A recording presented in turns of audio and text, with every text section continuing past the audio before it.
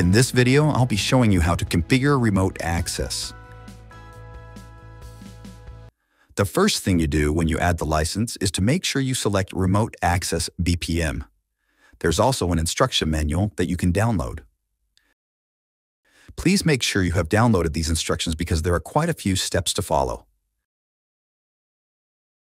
Next, once you've activated the device, you will go to the device.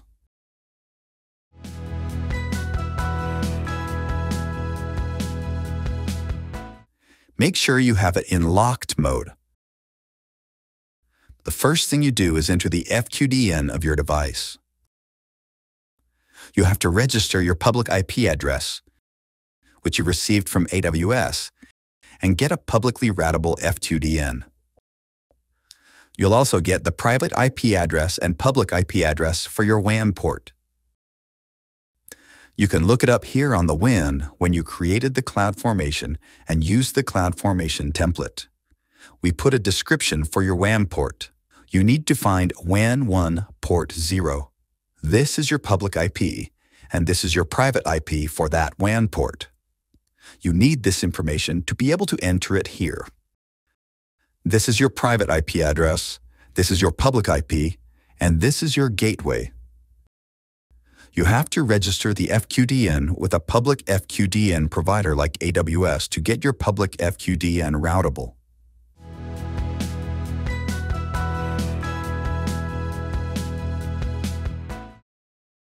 Once you publish this, you're going to go to Templates and select Secure Access Template.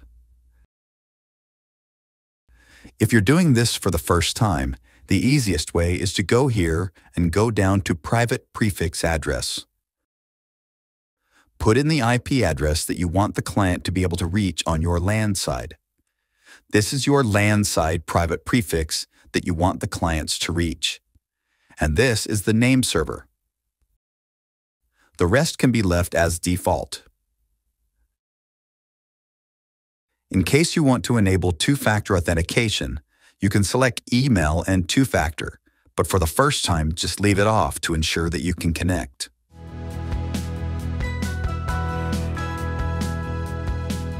Next, you're going to go into Inventory and upload your certificates.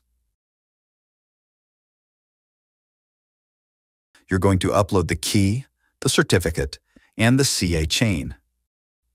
You need to get a public key, and this public key needs to be formatted in a specific way.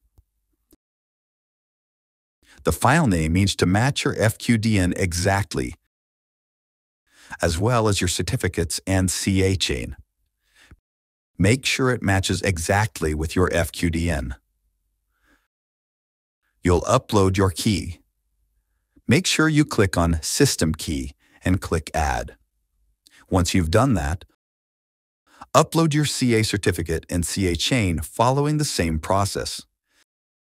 Make sure you select System Certificate. You can leave the default setting for the traffic decryption. However, for remote access, you need a public certificate, key, and chain. Always make sure to click Save.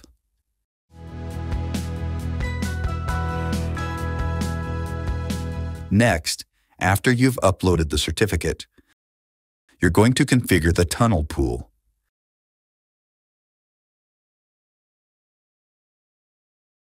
This is the IP address that clients will receive when they log in, and it will be assigned from the device within this range.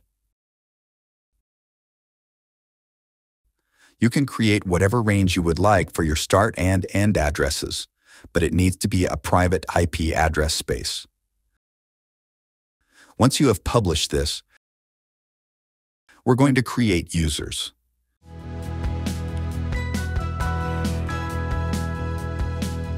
You will add users by entering the first name, last name, and email address and selecting RAC/RAS. If you want to uncheck Versa IDP, you can. This IDP provides access to the portal, but you can uncheck it if you only want the client to connect.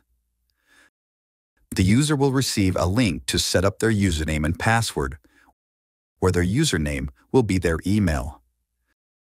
Once they've set their password, it's time to download the client to their laptop. You can do this from the templates or from the email. It's the same thing. The client will look something like this. You'll click the 3 buttons to register, input your FQDN and your enterprise name exactly, and copy and paste it here. The user ID is your email address. Once registered, you will log into the portal.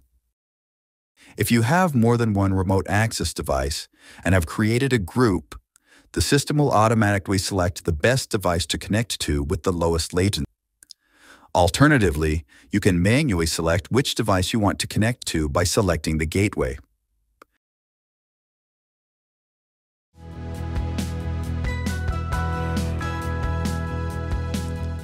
Make sure you have created an Allow Firewall rule. You have to allow IP packets to pass from the client to the LAN.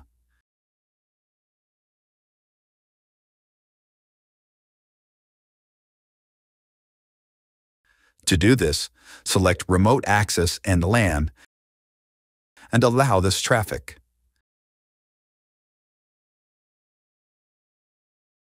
This will allow traffic sourced from the client or LAN to pass through.